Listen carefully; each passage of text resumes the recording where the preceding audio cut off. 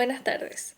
Hoy con mi compañero Kevin Requena vamos a presentar sobre el capitalismo, los distintos tipos de capitalismo y su incidencia en el crecimiento económico. Primero vamos a hacer una breve contextualización del capitalismo a través de la historia, para luego hablar de los distintos tipos de capitalismos, de los países donde predominan estos tipos y finalmente las ventajas y desventajas de cada uno. Es necesario recalcar que ningún país tiene solamente un tipo de capitalismo, sino que tienen una mezcla, y algunos tipos predominan más que otros, lo que podrá incidir en el crecimiento económico de este.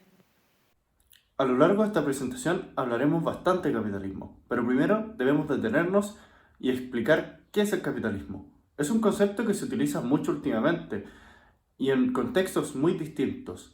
Es por esto que debemos revisar qué es a lo que nos referimos exactamente con capitalismo. Es por esto que es muy difícil definir capitalismo y para encontrar una definición debemos dar un viaje a través de la historia. Es una creencia popular que Karl Marx fue el primero en acuñar este término, ya que en su libro El Capital se habla mucho del capital y de los capitalistas, pero en la versión original de este libro, Das Kapital, nunca se menciona el término capitalismo, pero sí introdujo en el debate filosófico y económico el término capitalista y capital, y a través de sus relativos se llegó a capitalismo. Es Werner Sombart el primero en definir capitalismo. El economista alemán lo define en 1902 como una organización económica de intercambio en la cual básicamente existen dos grupos de personas, los dueños de los medios de producción y los trabajadores sin propiedad, los que cooperan en un proceso de producción razonable. Cabe mencionar que Sombart utiliza este término para realizar una crítica a este, y que él no es el primero en utilizar el término. El primero es Carl Jentsch en 1893, pero nunca desarrolla una definición de capitalismo. Avanzando en el tiempo, nos encontramos con versiones más modernas de defensores del capitalismo, como lo es la definición de Ayn Rand, que define este como un sistema basado en el reconocimiento de derechos individuales, incluyendo el derecho a propiedad, en el cual toda la propiedad es privada. Si vemos, ambas definiciones tienen un conflicto con la realidad, ya que, por un lado, existen trabajadores que efectivamente son dueños de capital y medios de producción, como lo son muchos CEOs que son dueños de empresas y aún así trabajan para empresas que son aún más grandes por puestos de trabajo salariados. Y por el otro, tenemos que no existe actualmente ningún país en el cual toda la propiedad sea de privados. Siempre existe, aunque sea una pequeña participación, del Estado. Esto nos lleva a considerar qué es el capitalismo en la práctica, alejarnos de las concepciones teóricas y ver qué es lo que vemos en la realidad. Ante esto, el economista norteamericano William Baumol nos muestra que existen cuatro tipos de capitalismo que predominan en el escenario mundial. Estos cuatro tipos de capitalismo son muy distintos entre sí y es muy difícil encontrar una característica común. La única característica común que podríamos encontrar entre ellos sería la presencia de propiedad privada. Ahondaremos más en estas cuatro categorías a lo largo de la presentación. Ahora mi compañera les presentará el primer tipo de capitalismo. Vamos a hablar sobre el capitalismo guiado por el Estado. Este se caracteriza por el hecho de que el Estado trata de liderar el mercado, apoyando a industrias particulares que se espera que sean las ganadoras. Este se diferencia del sistema comunista, ya que el sistema comunista no solo elige a los ganadores, sino que también controla la producción, los precios y se preocupa poco por lo que quieren los consumidores. Entre los países donde predomina este tipo de capitalismo se encuentran India, Japón, Malasia, China y Corea del Sur. También, pero menos evidente y en menor medida, se encuentra Francia, Alemania y Estados Unidos. Ventajas de este tipo de capitalismo se encuentra que puede ser exitoso durante un largo periodo. Esto se debe a que los países con este tipo de capitalismo no tienen mucho uso de la tecnología y usan tecnología de otros países, como por ejemplo, en India se dirigen a los Estados Unidos para aprender y educarse con tecnología, esperando a que después ellos vuelvan a su país con estos nuevos recursos. Entre las desventajas de este tipo de capitalismo se encuentra primero el hecho de creer que este sistema va a funcionar para siempre sin darse cuenta que el mundo está cambiando constantemente con el tiempo. Otra desventaja que se puede dar en este tipo de capitalismo es el hecho de invertir demasiado. Por ejemplo, en Corea del Sur, a finales de la década de los 90, el Estado quiso que los bancos se invirtieran para hacer expansiones de semiconductores, acero e industrias químicas. Pero luego, en la crisis del sudeste asiático, los bancos habían prestado tanto dinero para que las empresas pudieran expandirse que el sistema bancario de Corea colapsó. Otra desventaja de este sistema es elegir mal a los ganadores y perdedores. Y por último, además este sistema es propenso a generar corrupción en el país, ya que el gobierno no puede tomar decisiones que los beneficien más a ellos que al pueblo. El capitalismo oligárquico. El capitalismo oligárquico es un capitalismo donde el Estado no trabaja precisamente para el crecimiento económico, pero sí para el interés de ciertos grupos de la sociedad, usualmente los más acomodados de esta, los que manejan a los hacedores de políticas de los diversos países en los que se encuentran, haciendo que las políticas públicas funcionen a su favor, lo que puede o no resultar en un mayor crecimiento. Este tipo de capitalismo destaca por una notoria desigualdad económica entre los segmentos socioeconómicos altos y los bajos, lo que se puede evidenciar con el coeficiente Gini. Generalmente, los países con capitalismo oligárquico son los que están con los coeficientes Gini más altos de la lista, considerando que mientras mayor sea el coeficiente, mayor será la desigualdad de este país. Adicionalmente, no solo la desigualdad es alta, sino que una gran parte de su actividad económica es desarrollada de manera informal. Es decir, son empresas que producen un bienestar a la sociedad, pero que no cumplen con los requisitos para consolidarse como una empresa formal. Esto puede deberse principalmente a dos motivos. El primero es que las barreras de entrada son muy altas, los requisitos son muy exigentes y las empresas no los pueden cumplir. El trámite de inscripción de la empresa es muy engorroso y retrasa la actividad económica. O la burocracia es excesiva, como lo es el caso de Chile, donde si bien puedes abrir empresa en cosa de horas, si es que eres extranjero, conseguir el rol único tributario es una pesadilla. Debes llenar muchos trámites en un periodo muy largo de tiempo. En segundo lugar, hay casos como el de Argentina, donde la barrera tributaria es tan alta que no genera incentivos a adentrarse en el mundo del comercio formal. Muchas empresas inclusive dejarían de ser rentables si son forzadas a entrar en el sistema formal.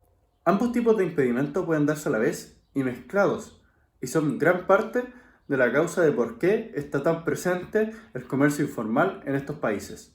Una última característica de estas economías es la alta presencia de la corrupción, poca transparencia y cuentas públicas que no calzan, con grandes pérdidas en el fisco.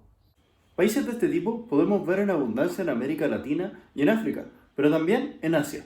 Nos hemos abocado bastante en ver las características de este tipo de capitalismo que podríamos considerar como negativas, pero también hay casos de éxito dentro de este capitalismo, como lo es el caso de Corea del Sur. Aunque si bien el autor lo identifica más con los casos de State-Guided Capitalism, el proceso acelerado de crecimiento de Corea del Sur comienza con Park Chung-hee, presidente de Corea del Sur entre 1963 y 1979, y su política económica consistió principalmente en dar recursos fiscales y facilidades a los chaebols. Los chaebols son grandes conglomerados industriales propiedad de un dueño o una familia surcoreana. Cuando Park Chung-hee entra en oficio, se reúne con las familias más poderosas de Surcorea, los dueños de Samsung, LG, Hyundai, entre otros, a quienes se les ofrece un set de diversas herramientas para hacer crecer sus empresas, desde excepciones tributarias, créditos a un muy bajo interés o nulo, condonaciones de deudas, entre otros. Y aunque estas políticas hayan sido desarrolladas para hacer crecer a determinadas empresas, el crecimiento de estas empresas trajo consigo beneficios para la nación en su conjunto. Para ver el éxito de esto, tenemos que notar que en 1960 el PIB per cápita de Surcorea era inferior al de Zimbabue y hoy en día, acorde al FMI, se encuentran en el puesto 29 de los países más ricos. Como dijimos en un comienzo, cada país puede tener una mezcla de estos diversos tipos de capitalismo. No queremos dar a entender que Surcorea es exclusivamente oligárquico. Ahora, mi compañera continuará con el siguiente tipo de capitalismo. El sistema capitalista de las grandes firmas Es un sistema dominado por grandes empresas donde la persona que fundó esa empresa ya no está más al mando, pero la empresa sigue en pie. Este tipo de empresas son dirigidas y controladas por varios accionistas e inversionistas. Esto no quiere decir que no existan pequeños y medianos emprendedores en este tipo de capitalismo, sino que los que hacen uso de la innovación constante dentro de la industria y las que tienen la mayoría de productos en el mercado son las grandes firmas. Dentro de los países donde predomina este tipo de capitalismo está Europa continental, Japón, Corea y partes de otras economías como la de Estados Unidos. Entre las desventajas del capitalismo en las grandes firmas se encuentra que muchas veces este tipo de capitalismo se convierte en un capitalismo donde predomina el oligopolio. Esto se debe a que en el mercado solo soporta un número determinado de competidores, y las grandes firmas, al tener un mayor acceso a la tecnología, pueden aprovecharse de eso, provocando que las empresas grandes controlen los precios y puedan diferenciar sus productos de la competencia. Otra desventaja es que las grandes firmas tienden a no innovar, ya que se mantienen en una zona segura y conformista de lo que son sus productos, provocando que no se tenga incentivo a sacar nuevos productos al mercado. Después, entre las ventajas de este sistema de capitalismo de las grandes firmas, se encuentra que el oligopolio puede ser el sistema más eficiente para los consumidores, hasta cuando los precios reflejan una ganancia para las empresas, ya que, por el hecho de que obtienen grandes ganancias en los oligopolios, se tiene suficiente dinero para financiar el desarrollo de mejoras en tecnología, que son lo que distingue a las empresas grandes de las pequeñas. Las grandes empresas también son esenciales para producir en masa productos innovadores que los emprendedores no pueden hacerlo solos de una manera efectiva, por la falta de recursos. Al mismo tiempo, las ideas innovadoras que puedan tener los emprendedores, las grandes firmas, pueden llevarlas a cabo para tener productos en el mercado que los consumidores. Ahora llegamos al último tipo de capitalismo, el capitalismo emprendedor. El capitalismo emprendedor se contrapone al capitalismo de las grandes firmas, ya que su objetivo es crear muchas nuevas empresas en vez de potenciar las empresas ya existentes. En este tipo de economías, el Estado trata de alinear las políticas públicas de manera que surjan el mayor número de empresas posible, ya que haciendo esto, aumentan las posibilidades de que surja innovación. Puede que haya muchas innovaciones que nunca lleguemos a conocer porque se hayan encontrado con una barrera que no les permitía ser rentables o no les permitía consolidarse como empresa. Cuando bajamos las barreras, hacemos que muchas empresas nuevas puedan surgir, generando innovación con la que inclusive pueden llegar a derribar las grandes firmas.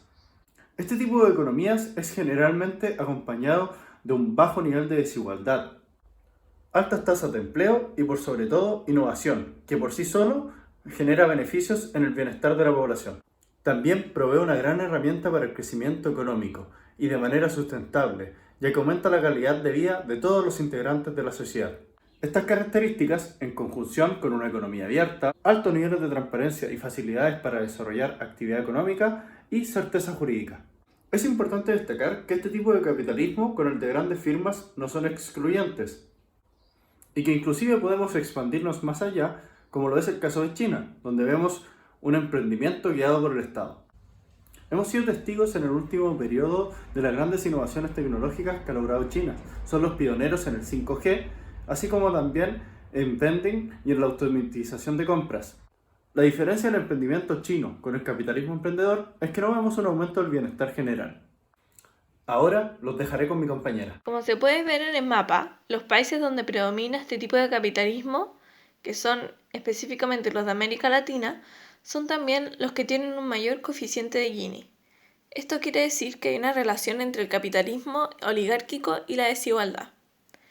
El coeficiente de Gini refleja que existe mucha inequidad de la distribución de los recursos dentro de Latinoamérica, y específicamente en nuestro país.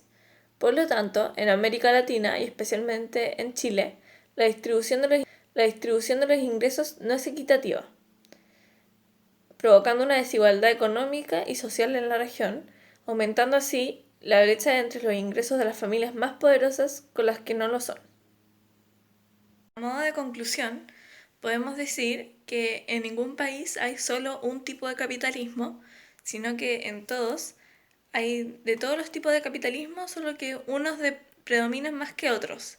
Y eso va a incidir en el crecimiento económico de ese país. Por otro lado, también podemos concluir que todos los tipos de capitalismo tienen ventajas y desventajas. Ninguno es un sistema perfecto.